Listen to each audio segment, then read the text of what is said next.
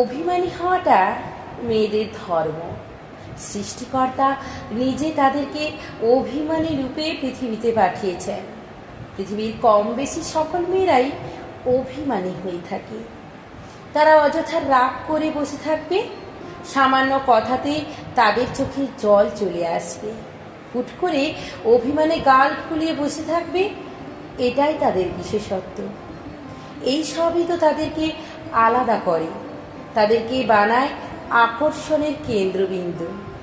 রাগে ফুলে ওঠা নাক, দিঘির মতো জলে টইটম্বুর চোখ, লাজে লাল হওয়া গাল, ভয়ে চোখের পাতার ওঠানামা, থতমত খেয়ে নাকের ডগায় বিন্দু বিন্দু ঘাম জমা, কথা বলার ফাঁকে জিভ দিয়ে ঠোঁট ভিজিয়ে নেওয়া, এর চেয়ে মোহনীয় দৃশ্য আর কি হতে পারে এই ধরনীতে?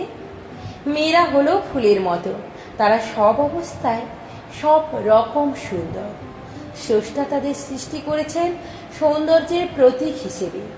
তবে এই সৌন্দর্য চেনার চোখ থাকতে হবে।